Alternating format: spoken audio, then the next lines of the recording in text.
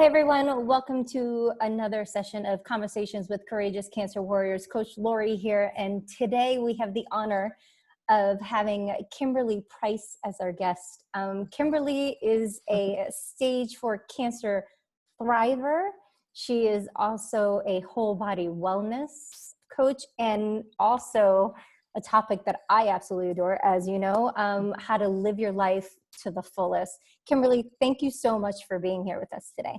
Absolutely. I'm excited to be here.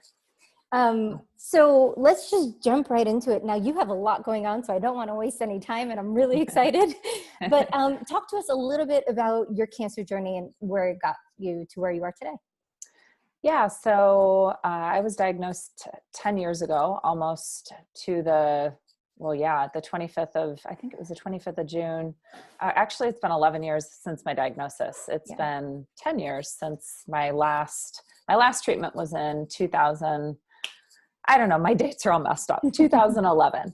I was diagnosed with stage 4 non-Hodgkin's lymphoma. Okay. At the time I was diagnosed, we had 4 kids under the age of 6. I had just started a second company. I was in the mortgage industry and had my own company for a number of years. Wanted to get out of that. I got out right at the right time. And then I had started a company for women, an online membership community, in addition to it had a pretty significant piece in community. And yeah, it was, I don't know that it's ever not a shock when you get a cancer diagnosis. Definitely a huge shock. And yeah, the last 10, 11 years have been a journey of many things. Many things, but I've stayed well. I have not had a reoccurrence, which the kind of cancer that I have, typically, statistically, and I always said I'm not a statistic, but statistically reoccurs quite often. And I've made some pretty big changes in my life and, gone a different route I've done a lot of crazy things, a lot of, been a lot of places and done a lot of crazy things with fasting and, wellness. And I've done a lot of crazy things in my life in the last 10 years, trying to live life to the fullest. So yeah. And I've got some fun things going on now too. So I love it. Now you opened the box. What is the craziest thing you've done within the last 11 years? Oh my goodness. What is the craziest thing I've done? Well, we went to Cuba. And that was, and I say that was crazy because we went right at the time it opened up for a short period of time. And it was the experience that was crazy, right? It was amazing. Because it was amazing. Loved it. It was so great. But there were so many unexpected, so many uncertainties. I mean, everything from, we can't use credit cards there. And you can't get cash. So you have to take all the cash you're going to use. Yikes. And everything from getting 2 hours completely away from everything at 11 o'clock at night and realizing that the hotel that I thought I had paid for in the United States was actually, they don't take credit cards. So it just held a reservation. So we had to pay cash for the entire week, which took us down to like $50, and it was going to be like $200 to get back to the city. I mean, I have so many crazy stories of that trip, but it was so much fun. Wow. Now that's the joy of travel, right? It's a blessing and a curse where you don't know where you're going to get yourself into. And then at the same time, it's exciting and provides that sense of adventure. Absolutely. Now, so personally, you said so were you into wellness before your diagnosis? I was always healthy. I mean, it's funny, like oxymoron maybe, but healthy, except I had a stage 4 cancer diagnosis. Trust me, I understand. But I worked out. I felt like I took good care of myself. I was never overweight. Excuse me. And so I thought that I was well. Now, was I into wellness coaching and, practicing wellness? No, not at all. I've always been interested in the body, and I have a science background and science degree, and was a certified nurse aide. I was a pre-med student for a while. So I have that background, but that wasn't in my, wasn't one of my passions at the time that I was diagnosed. Yeah. And so how did you move into the wellness field? Really, that's been interesting. And it's been really interesting. Most of it was for myself. I was searching for what could I do to heal myself. Um, I mean, on a mission, not to allow the cancer, to come back, and not to live in it, not to spend every single day of my life thinking about when's it going to come back and how. In some ways, I think it was an element of control. If I could go out to Arizona for 3 weeks, and I did, all kinds of IV therapies and fasting and juicing and, I don't know, all kinds of things. If I was in that, I was in control of something. Yeah. Even if I wasn't in control of the outcome. Right. Yeah. And so a lot of it was just a healing journey of my own. Yeah. What's interesting about it, and this has only been a recent discovery for me, is cancer stole my identity for a while. Everything that I had known about myself, everything that I had believed to be true about myself, it was like it opened up this box, and I had to rediscover or find who I really was. Yeah. And so I've been on this wellness journey. I've learned an just unbelievable amount of things. I have so many certifications. I mean, colon hydrotherapy, yoga, complementary care for cancer patient. I mean, I have, like, every year I do multiple certifications in something, again, because I was learning. The interesting part of that and trying to find my identity is at some point I felt like society started pressuring me because I have so much knowledge in the wellness industry, started pressuring me to do something with it, create a business out of it, become a coach. And so I did. I dabbled in that. I did group things. I did corporate things. Individually, I did coaching. I do muscle testing. So I went through a big certification in, muscle testing and energy. And what's interesting, and this is my latest discovery, is this is not what I was born to do. I did all of this because I was trying to save my own life, and it was a passion and a journey that I've been on. It is not what I'm born to do. It's a piece, and it's an important piece. And when people ask me about wellness and health and healing and how to do that and what that looks like, I can sit down and do that, and I'm good at that. But it's not what gets me up in the morning. And so what gets you up in the morning? Working with women. Yeah. And helping women, and not just, I think cancer was the gateway. And as I worked with cancer survivors and teaching them how to go from surviving to thriving, it just kept opening. My heart started with a company right before diagnosis that was all about my tagline is empowering me to be a stronger we. I love that. I feel like as women, we have this tremendous opportunity to support each other and work together and discover our divine dream, who we were born to be, who we were created to be. And, that's in us before we're born. Yeah. And we lose that very quickly in life. And getting back to that, you talk about having the drive and the perseverance and the energy and the resources to be able to do things in life. When you're connected with who you are and what your dream is, they're all there. It's like you get up every day, and even what isn't there comes to you. Yeah. Because it's what you're supposed to be doing. Yeah. Yeah. So I feel that 100% because I kind of feel like I'm in the middle of your journey. So I was diagnosed 3 years ago, and from there I became a coach. I have a medical background. By education, I'm a pathologist assistant. I worked on oncology for 20 years. So when I got diagnosed, it was like I got ran over by a tractor trailer, right? And I was just like, what do I do now? And I was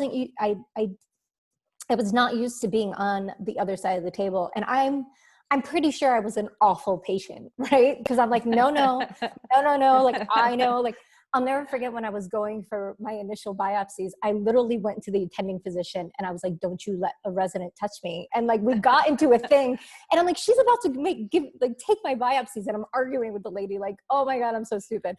But I agree wholeheartedly on everything that you just said. like first and foremost, like I was just having a conversation about control, and like when you are hit with this diagnosis, you try to control everything and everything in your life. Mm. And what I realized last night, because I'm actually finally getting to a point where I'm finishing my book, right? Like I started my book when I got diagnosed, and then I'm like, forget it, I'm out. And then last night I'm like, you know what? It needs to be heard, right? And so I started it. And what I found myself saying is that multiple times in my life, when I had things that were outside of my control or I was overwhelmed, I would always find the thing of least resistance for me to get rid of. And what that ended up being was my relationships. I would always break up with whoever I was dating. I divorced my husband. Like, I'm out, see you later. Yeah. And, one, is a testament to my relationship now that we're still together. But two, it's just really funny how you subconsciously make these decisions, and you don't realize where they're coming from. And it's really true too. Like as a woman, we lose ourselves because we're so wrapped up in, raising our children and taking care of our husbands and everybody else around us. So how did you get down the path of knowing like what you wanted to do? Like at what point were you like, this is it? That's one of the things in what I'm building now that I really, I'm really excited about. I almost feel like now I can be the guide. Like you don't have to figure it out because I've done all the work, right? Yeah. It's been hard. It's been painful. It's at times been crushing. But I'm there. And one of the interesting things that, and I don't know if we have, a little bit of time to talk about this. One of the interesting things that I dove into in the middle of, this journey was survivorship. And this is interesting because for you, only being 3 years into this, you may not have known a diagnosis without the term survivorship, meaning it's been there since you were diagnosed. When I was diagnosed, the term didn't exist in the everyday world. It was never actually even a term that I heard. There were not survivorship programs. Nobody talked about anything beyond, your diagnosis and treatment. What life was going to look like after, I stopped the chemo. For those people that never stopped chemo, what's life going to look like? Those kind of things are discussed by individual oncologists if you happen to get one that chooses to discuss it. But it was not a collective plan. Here's what survivorship looks like. And I started hearing the words. I remember the first, I got to think of the date. It would have been maybe 2017. So we're 8 years into my diagnosis. And I sit down with a woman who's just moved to my town. She has a practice out in New York and she's living in Des Moines now. She's a counselor and all she's ever worked with are survivors. So she's been 14 years working with survivors. We meet up at a coffee shop and we're having a conversation about my diagnosis and different things. And she says some things to me. And for the first time, I realize that survivorship exists. And what she said to me was, I was diagnosed in my early 30s and we had 4 kids. My oncologist is amazing. So I want to preface this, that this was not something he did intentionally, but I think it was just a part of the way things were at the time. So fertility was never brought up to me.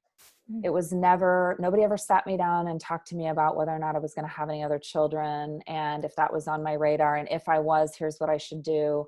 I think if the conversation occurred, it was in passing. It was small because I don't remember it.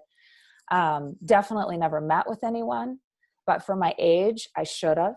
Even if I said, no, I'm done, they should have said, we're going to do this anyway, because lots of times women in their early 30s change their mind and you never know, you might want more children. And I didn't realize any of this until I was having a conversation with her and I realized that the opportunity was gone. Yeah.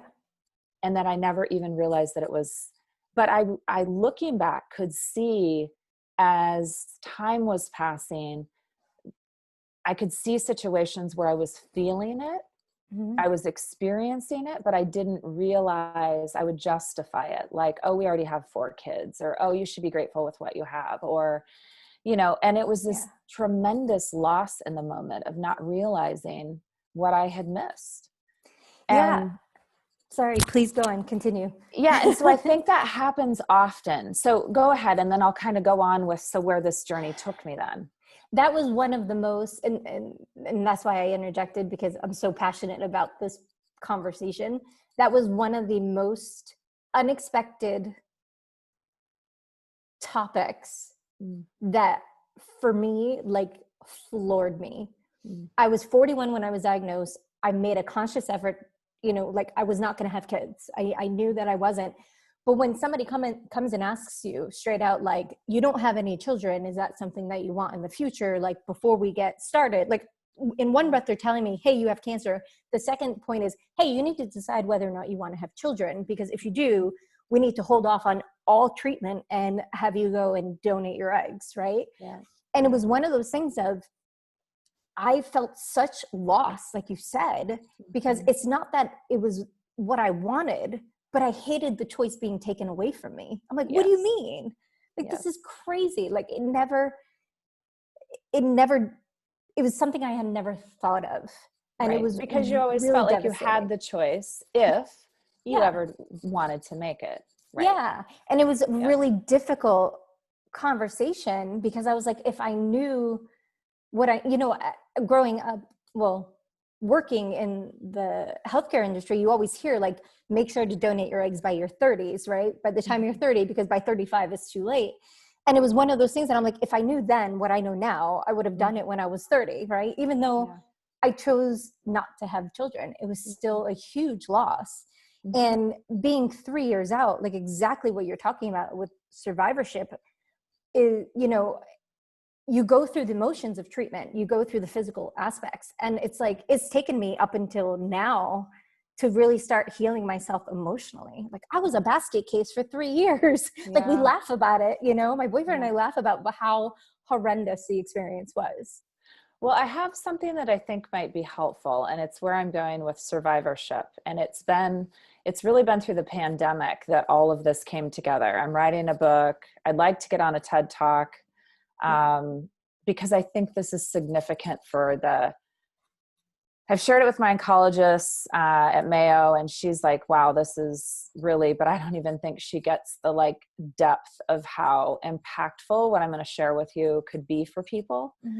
So I dove into survivorship. What is it? What does it mean? What are people experiencing? What's being said, not being said? What needs to be said? And of course, I have all of my, 8 years out, I already have a whole 8 years of experiencing different things in different ways. So I dive into ASCO, which is an organization that holds, meetings annually, and they discuss a lot of things around oncology. And I flew out to Colorado and met with a couple of their big healthcare systems and talked about things they were doing. And obviously I'm at the Mayo Clinic. I did all of my treatment at Nebraska Med Center. So I did just tons of research on survivorship, what exists, what needs to happen. And then, I did some things with that. I definitely talk about it quite a bit. It was part of my, surviving to thriving. As I worked with individuals, it was, helping them with what to expect that wasn't being, where do you find the resources? Because as we know, the gap in survivorship, even today, is, and so this is again, as a collective, as a whole, it's only been in the last probably 4 years, maybe 5 years, that things are actually starting to happen. And in the last couple of years now, there are survivorship programs. But those survivorship programs, even the best ones, have huge holes in them, huge holes. Yeah. The biggest gap is between oncology and primary care. Yeah. And oncology and the real world again, right? And bridging that gap is where people are having trouble. So during the pandemic, as things started to happen and all of a sudden we're in lockdown and things are occurring, it was almost like I was experiencing, and I wouldn't say, I'm sure I have some degree of PTSD from my experience, but it was like everything just came together for me. And here's what I realized. My friends encouraged me to write. So I actually have a not real in-depth writing about it, but it's 3 excerpts that you can find in Thrive. It's Arianna Huffington's Thrive Global. You just Okay. Google survivorship. You can find it's a 3-part article that I wrote comparing COVID to cancer Yeah. and I can see. survivorship. Mm-hmm. And basically what I'm looking to explain and keep explaining in depth.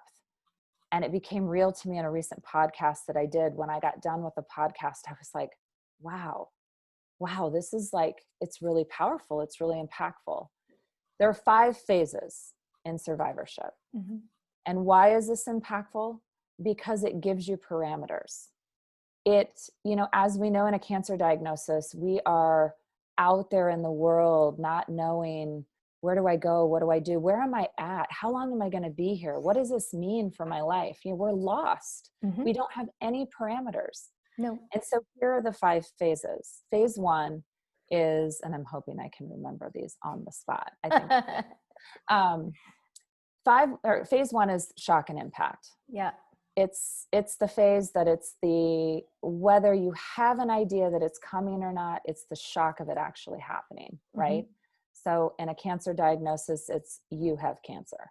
Yeah. It's that place where you don't know what to do. You're afraid. Your world, your life flashes before your eyes. All the things we know as cancer survivors. Now, here's the curious thing. As I was doing this, and I guess what the pandemic showed me is these phases can apply to anything. These can apply to divorce. They can apply to bankruptcy. They can apply to everything. This is the point in the pandemic showing me what, I've been going through. Yeah.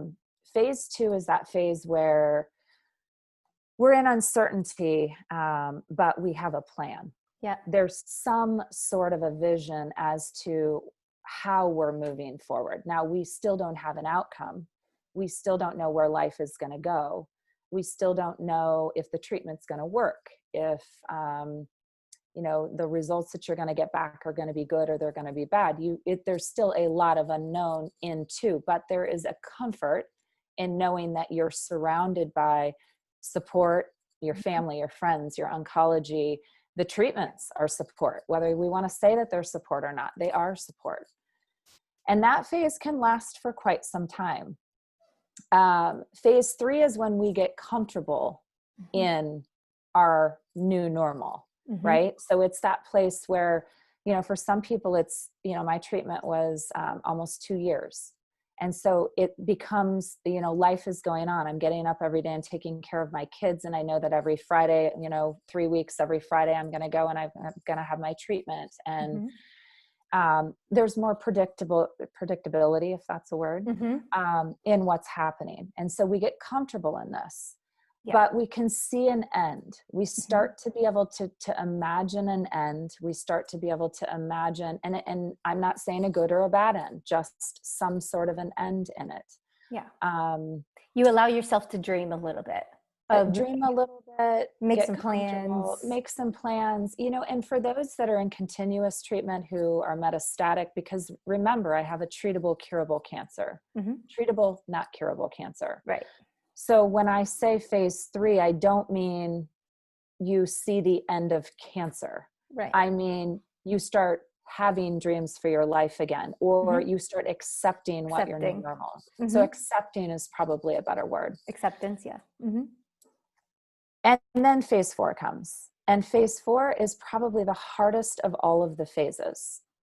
It is another very unexpected stage, but I think if we know it's coming, we can prepare for it. Stage 4 is the place where wherever you're at in your journey and whatever is happening, you get to choose, well, how do I say this? I'm going to give you the example of myself, and then we'll talk about what phase 4 is. Phase 4 is actually the only phase you really have a choice in staying in or moving to phase 5. Phase 4 is when you realize what you were expecting isn't what you're getting. So for me, that was the dream of the last day of chemo, what that would look like for me. I dreamed that would be the end. That all of the pressure and all of the pain and all of the suffering and all of the uncertainty and everything would go away. Even though somewhere in my head, I knew that wasn't truth, I had allowed myself to believe that the expectation I had created was going to be the outcome. Yeah. So when I went to the last treatment, I rang the, gong or the bell. I walked down the stairs with my family. I got out to the parking garage. It was devastating because I all of a sudden realized that, oh my gosh, this isn't over. I hit my knees. I was bawling. My family's excited and they're celebrating and, we're done and you're cancer free and, all of these things. And in my heart, I was beginning the hardest part of the journey. Yeah. The reality was real, Yeah. like really real. This was not a period of time. This was not, a 6-month period that I had gone through treatment. This was a rest of my life. Yeah. And, oncology goes away, your friends go away, the meals go away, the letters go away, the calling goes away, everybody goes back to life. And I'm standing here trying to figure out what in the heck am I going to do with myself? Yep. Yeah. Right? And that's exactly why I became a coach, right? Because when I realized how confronted and difficult it was for me, somebody who spent 20 years working in the hospital system, dealing with all the cancer words, like knowing the treatments, and then finding myself still completely overwhelmed when I was going for my appointments in the hospital that I work in, right? Like, it's not like I had to figure out where to park and where the office was, or like, I knew all that and I was still overwhelmed. And then, I was very fortunate that my surgery for me was curative. Like, that was the end of my treatment, but at the same time, I still had all the emotional aspects to deal with. And it was almost like one of those things of, as you go through treatment, you mentally kind of just know that that's what's going on. For me, it was an abrupt end, like you're talking about. It's like, it's done. And now I'm like, now what? What do I do? And there was no resources. There was nobody I felt I could confide in. I didn't feel like going to a survivorship group. I didn't feel like I belonged anywhere. And so I literally just started the podcast and I started, talking to people. And that's kind of how we are where we are today. But you're absolutely right. Like, you get to a point where you're like, I'm really happy for myself. But at the same time, like, what the heck do I do now? I have this fear, like, I don't know what's going to happen to me in the future. And then at the same time, you're like, have a little bit of guilt because you're kind of done, right? And there's still so many people fighting, and it's just really multifaceted. It is. And it continues and it doesn't go away. Exactly. And so that's where, when you compare this to other world things, when we were in the pandemic, I kept saying, everybody's waiting for that door to open that they can run back out into society again, but you don't realize what's going to happen. Yeah. And we're seeing it.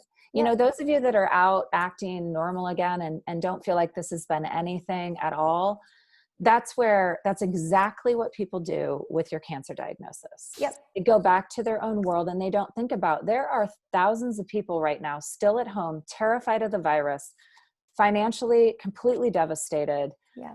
Some have lost family members to this. I mean, there are all kinds of stories out there that we're not hearing every day, and people are dealing with this exact phase. Yep. Everybody else is back out in the world and their reality is no longer going to be what they believed it was going to be. Right? Agreed. And so here's what I want you to hear in phase 4. And the important part is, if you know this is coming, if you know that you're going to have a phase 4, you cannot skip a phase. They're all there. You're going to experience every single one of them. You aren't going to necessarily have a time limit on the first 3, although I'll say that phase 1 happens pretty quickly and you do go to phase 2 pretty quickly. Phase 3 is one of the longest outside of phase 5. Phase 4 can be the shortest if you choose for it to be. If you recognize the day that door opens and that reality becomes real to you, that you have a choice, you can move into phase 5, where I say this all the time, whether you have 5 minutes or the next 50 years, you can choose to survive, be just a survivor, or you can choose to be a thriver. Yeah, 100%. And that is what true survivorship in phase 5 is. It's actually thrivership. Yeah. Yep. It's that saying, don't let it own you, own it. Yeah. right? Like, it's okay that you went through what you went through, like have it be okay.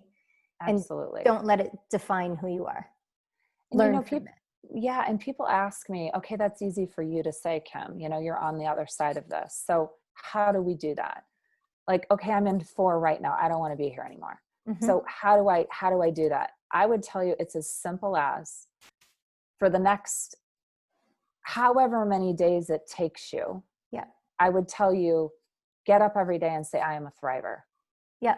I am a thriver. I am choosing to thrive. I am a thriver. You're not going to know what that looks like necessarily, but you got to wrap your mind around that yet. And you have to say that to yourself until you feel it here, until when you say it, you don't know it, you know it. Yeah. Right here. Mm-hmm. Absolutely. And that's such an important message, because you can really fall victim to everything that you've gone through if you don't deal with the fact that it's happened, right? Well, and for most of us, this isn't our first rodeo. This isn't our first heartache. Right. This isn't the first time we've had trauma. It might be the largest trauma we've had in our lives. Right. But it's not the first time we've experienced hardship or struggle or pain or suffering or, it's just not. And so it's how we deal with those things. Yeah. And I think what makes this one a little bit different is that, you automatically go to, oh my God, I could die, right? Yeah. Like, you face your mortality. Whereas like sometimes it might feel that way, right? With whatever crisis you're dealing with. Right.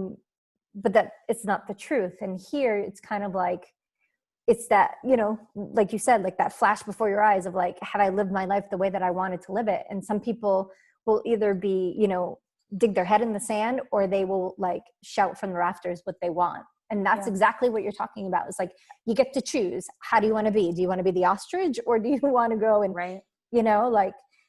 and you're absolutely right. And you hit it spot on that there's not a finite time for it. It's the choosing every second, in every moment. Where do you want to go? How do you want this outcome to be? And that's what I help people do. Yeah. That's what I help women do. So whether it's it's not going to be cancer for everybody. Right. But there are a lot of people out there, women, and in particular, I work with women, just because that's just what I do. That's my passion.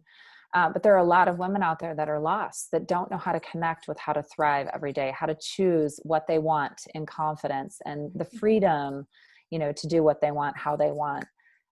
But it is absolutely possible. It's possible, and your life is so much bigger and better. And, when I say 5 minutes or 50 years, I mean that. Mm-hmm. I really mean that. I have done, I went through a phase of interviewing stage 4 metastatic cancer patients, like in their last days. And one thing about interviewing, I have a podcast too, and I love it. I mean, I love getting down to the deepest part of who a human is. Yeah. And so I would walk into that room with them, and I honestly felt like there was no question that was off the table. Yeah. And we would go deep into things. And what's interesting is, even in those last moments, there's opportunity to live your life big. Yeah. Cancer doesn't take from you if you don't let it take from you. Exactly. And playing the ostrich and regretting what you haven't done, you should have more regret that you've been awoken to what's possible and you still have your head in the sand. Not be regretful of what you didn't know before. Yeah. Now you know. So make the choice. Yeah. And it's like, I always say it's a gift, and you got to choose what kind of gift you want to get. Do you want, the gift to have it push you forward, or are you going to just ignore it and continue on? And it's hard because people are scared. Yeah. They're fearful to take that next step. Mm-hmm. I personally have been somebody who's reinvented my life multiple times over. And that was the first thing I did, is I looked around me. I was like, is this what I'm like, does this make me happy? Is this what I truly want? And it wasn't.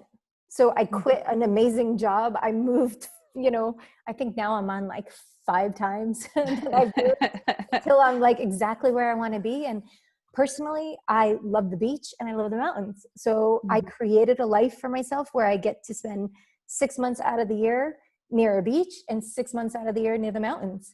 And it's like, if I don't do it now, when? Right. When are you going to allow yourself permission to really live fully, like you're talking about? And it's okay. It's okay to, like, if you view that as selfish, it's okay. I'll take it. But it's like, you have one chance. One chance. Yep, we do. You have one shot at life. Yeah, that's it. And I think, you know, the important part to hear is, you know, if somebody's listening to this today and it's the first time they're being awakened to the fact that they have a choice, don't spend a second in what you haven't done. Not 1 second. You're right. Not 1 second. But you're awake now. So ask yourself, what am I going to do moving forward? Yep. Make the list. Yep. Make the list of, you know, that bucket list that we all talk about. Why do we have to wait? Let's start it.